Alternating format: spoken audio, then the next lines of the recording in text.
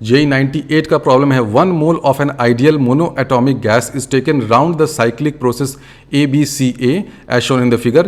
पहला है calculate the work done by the gas. हम लोग जानते हैं कि साइक्लिक प्रोसेस में अगर कोई गैस जा रहा है तो वर्क डन क्या होता है, area enclosed by this cyclic process. तो एरिया इनक्लोज क्या होगा, एरिया ऑफ दिस ट्रायंगल।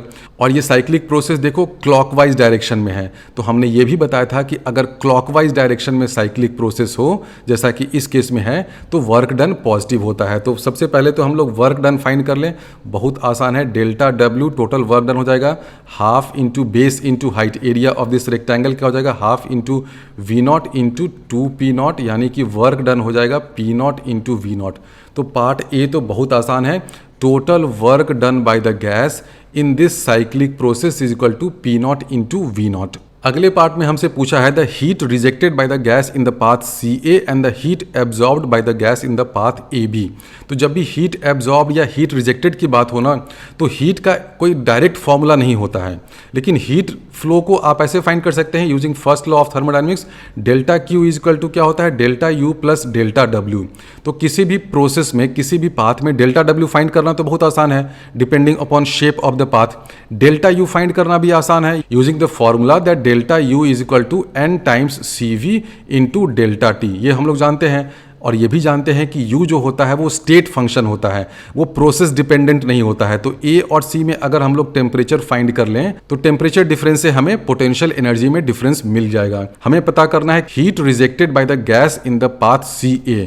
तो सबसे पहले हम लोग डेल्टा U फाइंड कर ले in going from C to A। ये जो नोटेशन मैंने लिखा है ना, delta U change in internal energy in going from C to A। तो डेल्टा UCA यानी कि change in internal energy in going from C to A क्या हो जाएगा, n यहाँ पर 1 है लेकिन हम लोग n ही रहने देते हैं, बाद में इसको 1 कर लेंगे जब जरूरत पड़ेगी, into molar heat capacity at constant volume, वो क्या होगा 3/2R, इंटू क्या करना पड़ेगा, temperature at A final temperature minus temperature at C। तो इस चीज़ को आप देखिए, ये क्या है, NRTA using ideal gas equation क्या हो जाएगा, ये PV is equal to NRT होता है।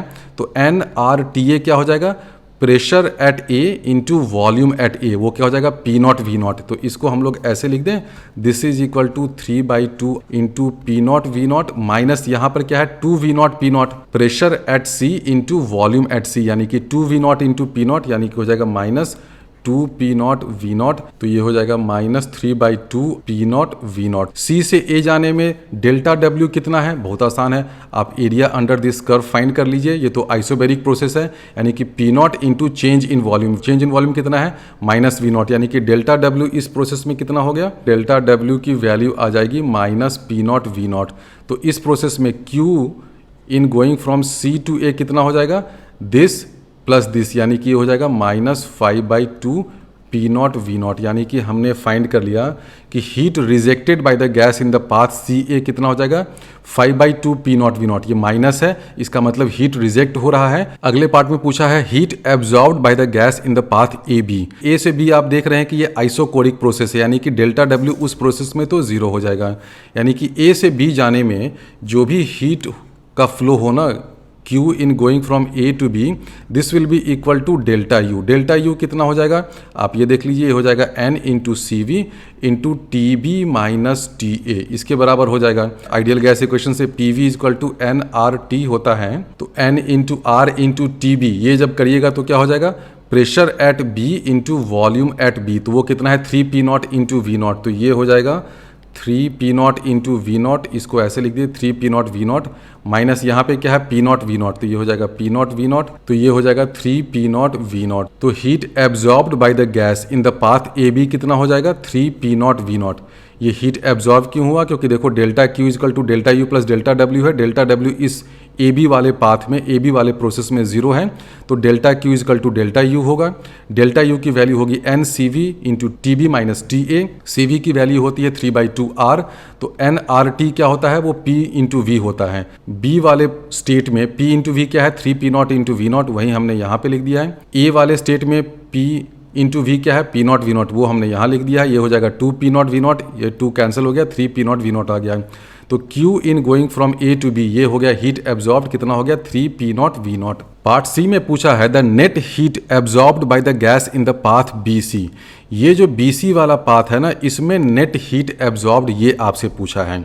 अब ये वाले पाथ में अगर आपको हीट एब्जॉर्ब्ड वगैरह फाइंड करना है तो आप देख रहे हैं कि इस पाथ में प्रेशर भी चेंज कर रहा है, वॉल्यूम भी चेंज कर रहा है, तो वर्क डन भी कुछ डेल्टा W होगा, कुछ डेल्टा U भी होगा। तो इस पाथ में जब आप हीट फाइंड करने जाएंगे तो आपको क्या करना पड़ेगा, डेल्टा U भी फाइंड करना होगा और डेल्टा W भी फाइंड करना होगा। लेकिन एक आसान तरीका है, आपने दो अलग अलग पाथ AC और AB का तो हीट फ्लो फाइंड कर लिया है, और ये देखिए साइक्लिक प्रोसेस है, तो ये जो हमने फर्स्ट लॉ ऑफ थर्मोडायनेमिक्स लिखा है ना, delta Q equal to delta U plus delta W, इस लॉ को अगर एक साइक्लिक प्रोसेस के लिए लगा, यानी कि इंटीग्रल और ये सर्कल वाला सिंबल होता है ना, यानी कि पूरा एक प्रोसेस पे आपने कर दिया, तो देखो डेल्टा U क्या हो जाएगा, एक साइक्लिक प्रोसेस के लिए आप C से स्टार्ट किए और वापस C पर घूम कर आए तो डेल्टा U क्या हो जाएगा, net change in internal energy zero हो गया, यानी कि ये वाला टर्म तो जीरो हो गया। तो साइक्लिक प्रोसेस में आप ये तो कह ही सकते हैं ना कि टोटल हीट फ्लो जो भी होगा delta Q, this will be equal to delta W। ये होना ही है, किसी भी साइक्लिक प्रोसेस के लिए ये होता ही है, क्योंकि साइक्लिक प्रोसेस की पहचान ही है कि आपका जो फाइनल स्टेट है वो इनिशियल स्टेट के बराबर है। आप C से स्टार्ट किए थे और वापस घूम करके C पर आ गए, तो net change in internal energy zero हो गया, यानी कि जितना भी टोटल हीट फ्लो है this will be equal to total work done. Total work done हमने आसानी से फाइंड कर लिया है कि ये P0 V0 है, यानी कि टोटल हीट फ्लो जो है वो P0 V0 के बराबर होगा। तो इसका हम लोग यूज़ करें, इस चीज़ का बिल्कुल यूज़ कर सकते हैं। तो हम लोग ये लिख सकते हैं कि टोटल हीट फ्लो, यानी कि heat flow in going from C to A plus heat flow in going from A to B plus heat flow in going from B to C, इन तीनों को ऐड करने पे हमें मिलेगा P0 V0। ये क्यों मिलेगा, क्योंकि ये डेल्टा W के बराबर है। डेल्टा W हमने फर्स्ट पार्ट में फाइंड कर लिया था कि P0 V0 है। अब QCA हमने यहाँ से फाइंड कर लिया है, QAB हमने पहले ही फाइंड कर लिया है 3 P0 V0, तो QBC क्या हो जाएगा, P0 V0 minus sum of these two.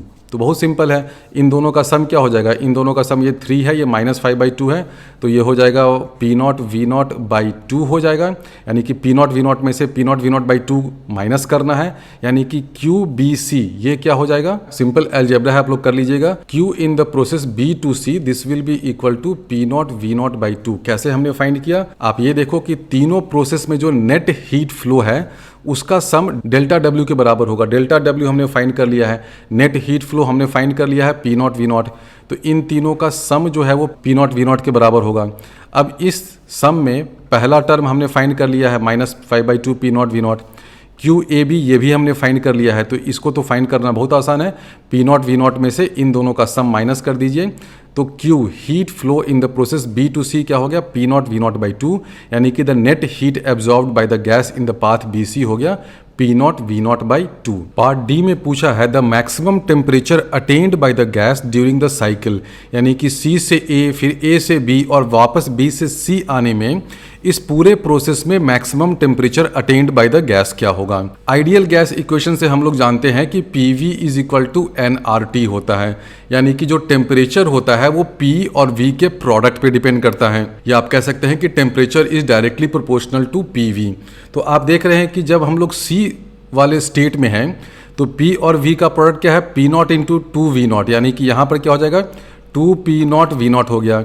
अब ये जो प्रोडक्ट है वो धीरे धीरे घटता जा रहा है, घटते घटते यहाँ पर क्या हो गया P0 V0 हो गया, यानी कि टेम्परेचर इस प्रोसेस के अलोंग घट रहा है। फिर यहाँ से टेम्परेचर बढ़ने लगेगा, क्योंकि temperature is directly proportional to P into V, तो टेम्परेचर बढ़ते बढ़ते देखो क्या होगा, P0 V0 यहाँ पे है और यहाँ पर हो गया 3P0 V0। तो B, A और C इन तीनों पॉइंट्स में सबसे ज़्यादा टेम्परेचर कहाँ होगा, B पे होगा। इस पॉइंट B पे टेम्परेचर मैक्सिमम होगा out of these 3 points B, A, C। लेकिन जब हम लोग B से C की तरफ आएंगे तो हो सकता है कि इस स्ट्रेट लाइन वाले प्रोसेस में कहीं टेम्परेचर बढ़ जाए। तो पहले तो आप C, A, B इन तीनों पॉइंट्स पे जब टेम्परेचर फाइंड करोगे तो क्या होगा, टेम्परेचर इज इक्वल टू हो जाएगा C पे क्या हो जाएगा P0 into 2V0 divided by NR। तो यहाँ पर हम लोग एक कांस्टेंट ले लेते हैं, T0 is equal to P0 V0 by NR। तो C का टेम्परेचर इस T0 के टर्म्स में क्या हो जाएगा, 2T0 हो जाएगा। देखो हो जाएगा ना, C का टेम्परेचर क्या है 2 times P0 V0 divided by NR है। N ऑब्वियसली 1 है, लेकिन हम लोग N को अभी रहने देते हैं, कोई दिक्कत उससे नहीं है। तो अगर हम लोग टी नॉट की वैल्यू ले लेते हैं P naught into V naught by N R, तो टेम्परेचर ऑफ सी क्या हो जाएगा 2 टाइम्स दिस टी नॉट। अब जैसे जैसे आप सी से ए की तरफ आ रहे हैं तो देखो वॉल्यूम घट रहा है, प्रेशर कांस्टेंट है, यानी कि टेम्परेचर घटेगा। घटते घटते यहाँ पे टेम्परेचर क्या हो जाएगा P naught V naught by N R, यानी कि यहाँ पे टेम्परेचर हो जाएगा टी नॉट। और जब आप ए से बढ़ोगे बी की तरफ तो टेम्परेचर बढ़ते बढ़ते यहाँ पर टेम्परेचर हो जाएगा 3 टाइम्स टी नॉट।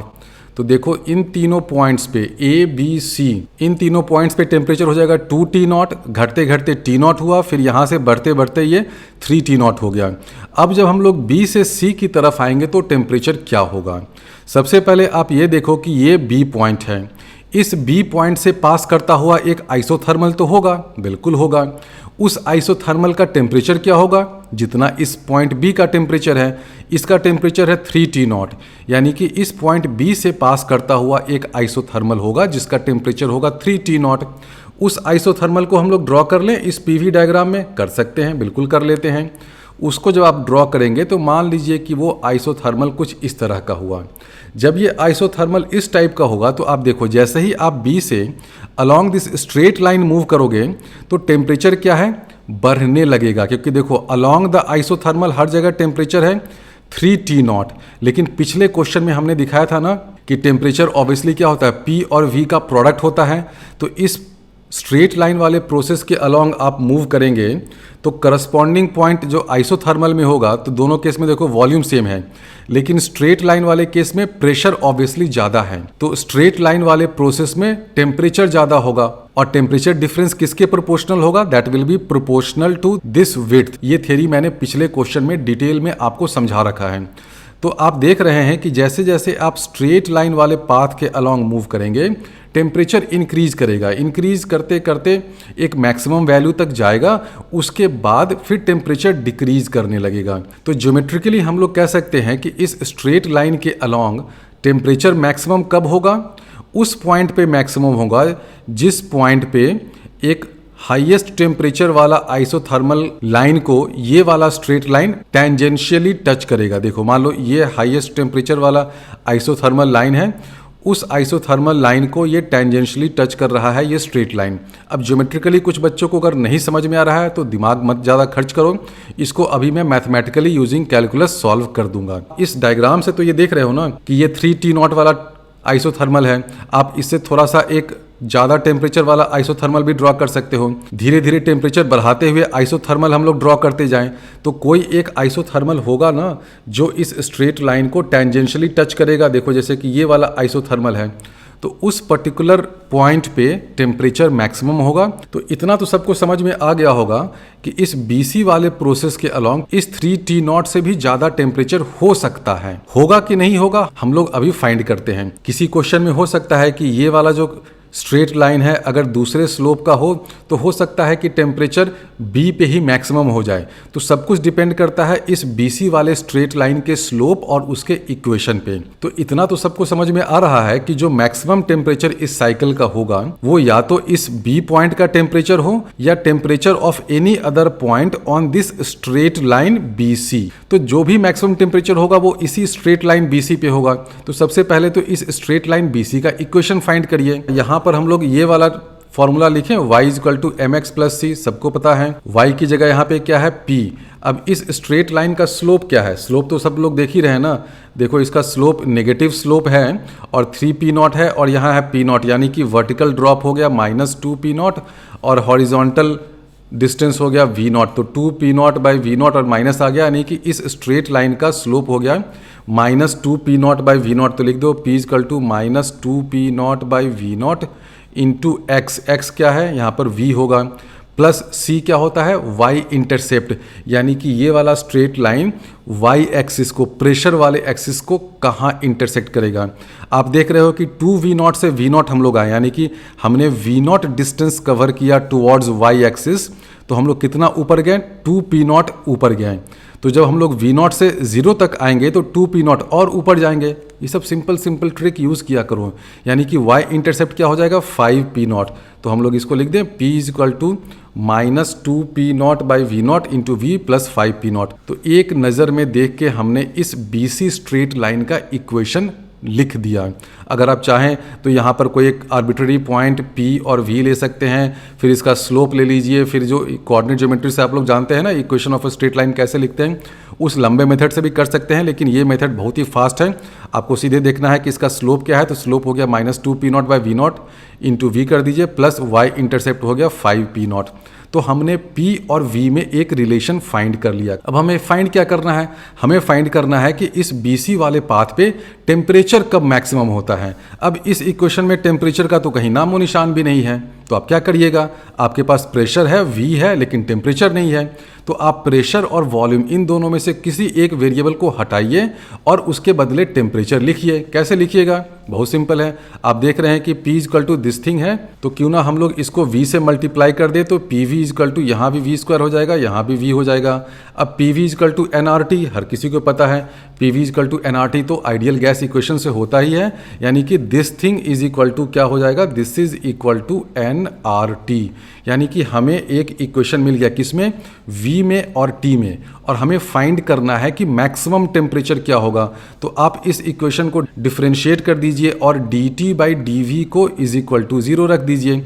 जहां पर dt/dv 0 होगा उस वॉल्यूम और उस प्रेशर के लिए टेम्परेचर मैक्सिमम हो जाएगा। अब आप कहेंगे कि आप सेकंड डेरिवेटिव टेस्ट तो कर ही नहीं रहे हैं, कैसे मालूम कि वो मिनिमा नहीं होगा। वो मिनिमा इसीलिए नहीं होगा क्योंकि आप देख रहे हो कि मिनिमम टेम्परेचर T0 तो यहाँ हो ही गया है, ये वाला 2T0 भी इस 3T0 से कम ही है, तो dt/dv इक्वल टू 0 से जो कंडीशन आएगा ना वो आपको मैक्सिमम टेम्परेचर देगा।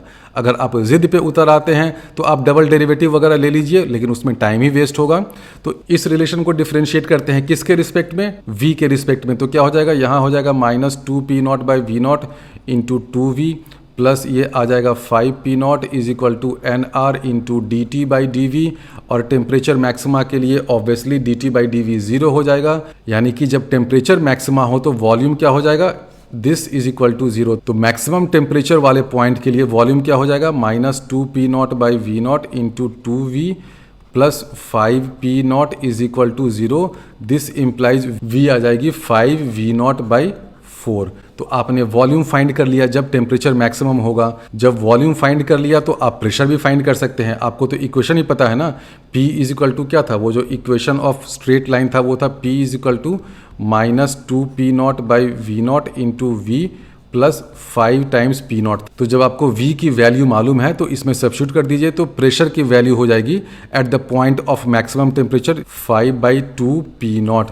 तो हमने प्रेशर और वॉल्यूम फाइंड कर लिया उस पॉइंट पे जहां पर टेम्परेचर मैक्सिमम है। और आइडियल गैस इक्वेशन से हम लोग जानते हैं PV is equal to nRT। तो जो मैक्सिमम टेम्परेचर होगा वो क्या हो जाएगा, P इंटू V, यानी कि 5/2p0 into 5v0/4 into nR। n इस क्वेश्चन में 1 है, मैंने बस इसको ज़बरदस्ती का ढो रहा था। तो T मैक्स हो जाएगा 25/8 p0v0/r। तो जो T मैक्स है वो देखो 3 टाइम्स T0 से ज़्यादा हो गया। T0 क्या था, p0v0/nr था, n तो ऑब्वियसली 1 हो गया है। तो ये देखो T मैक्स जो हम लोगों ने फाइंड किया, this T max this is equal to 25/8 T0 हो गया। This is greater than 3 times T0। 3 T0 किसका टेम्परेचर था, ये टेम्परेचर था पॉइंट B का। इसको हम लोग ग्राफिकली देखें तो ये देखिए हमें दे रखा था ये वाला कर्व। तो देखो जैसे जैसे हम लोग C से A की तरफ जा रहे हैं, देखो C से A गए तो क्या हो रहा है, वॉल्यूम डिक्रीज कर रहा है। तो वॉल्यूम भी डिक्रीज कर रहा है और टेम्परेचर भी डिक्रीज कर रहा है। तो C से A आने में हम लोग इस पाथ के अलोंग आएंगे। उसके बाद जब हम लोग A से B जा रहे हैं तो वॉल्यूम कांस्टेंट है। तो देखो V0 पे वॉल्यूम कांस्टेंट है लेकिन प्रेशर इंक्रीज कर रहा है। तो प्रेशर जब इंक्रीज किया तो ऑब्वियसली टेम्परेचर इंक्रीज किया। ये TV डायग्राम है ना। तो A से B जब हम लोग जाएंगे तो देखो यहाँ पे A से B गए, वॉल्यूम कांस्टेंट है, इसमें प्रेशर इंक्रीज कर रहा है। तो इसमें देखो वॉल्यूम कांस्टेंट है और टेम्परेचर इंक्रीज कर रहा है। इंक्रीज करते करते ये 3 T0 हो गया। C का टेम्परेचर क्या है, 2 T0। ये सब हमने पिछले डायग्राम में दिखाया था। C से A आने में टेम्परेचर डिक्रीज किया और A का टेम्परेचर हो गया T0। अब जब आप B से C की तरफ जाएंगे, PV डायग्राम में देखो ये स्ट्रेट लाइन है, TV डायग्राम में ये स्ट्रेट लाइन नहीं होगा, ये एक पैराबोला होगा। ये हम लोगों ने पिछले क्वेश्चन में भी डिटेल में समझाया था कि ये पैराबोला क्यों होगा। और ये क्योंकि पैराबोला है तो हो सकता है कि कोई एक पॉइंट यहाँ पर हो टी मैक्स वाला, जहाँ पर टेम्परेचर जो है वो इस 3T0 से ज़्यादा है। और हमने अभी दिखा दिया कि जो मैक्सिमम टेम्परेचर है वो 25/8 T0 है एंड 25/8 इज़ ग्रेटर देन 3। तो क्वेश्चन कभी कभी आपसे ये भी पूछ सकता है कि ऐसा आपको एक PV डायग्राम दे देगा और 4 ऑप्शन दे देगा और बोलेगा कि बताओ TV डायग्राम क्या होगा।